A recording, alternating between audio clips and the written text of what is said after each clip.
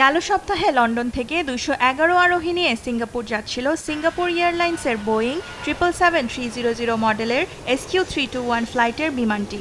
তখন দক্ষিণ মিয়ানমারের 37,000 ফুট ওপরে ছিল এটি। হঠাৎ মাঝ আকাশে ভয়াবহ ঝড়ের কবলে পড়ে, ফলে অস্বাভাবিক ঝাঁকুনিতে সৃষ্টি হয় এয়ার টার্বুলেন্স। মাত্র 4.6 সেকেন্ডে বিমানটি নেমে যায় 178 ফুট নিচে। ওই ঘটনায় হৃদরোগে আক্রান্ত হয়ে মারা যান এক ব্রিটিশ যাত্রী।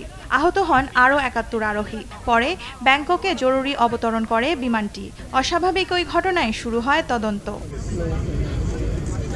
এ নিয়ে তদন্তকারী সংস্থা the transport safety investigation bureau TSIBর প্রাথমিক তদন্ত রিপোর্ট সামনে এসেছে।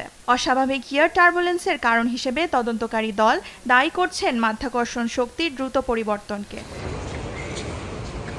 প্রতিবেদনে আরও এসেছে, মাধ্যাকর্ষণের এমন পরিবর্তনে বিমানের ভেতরে থাকা যাত্রীরা সিলিংয়ে ধাক্কা খেয়ে মেঝেতে পড়ে যায়, ভেঙে যায় সিলিং, খুলে পড়ে অক্সিজেন মাস্ক।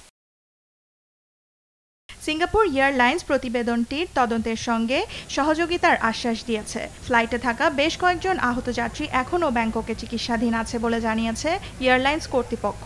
এই ঘটনায় আরও বিস্তারিত তদন্ত চলছে বলে জানিয়েছে সিঙ্গাপুর পরিবহন মন্ত্রণালয়।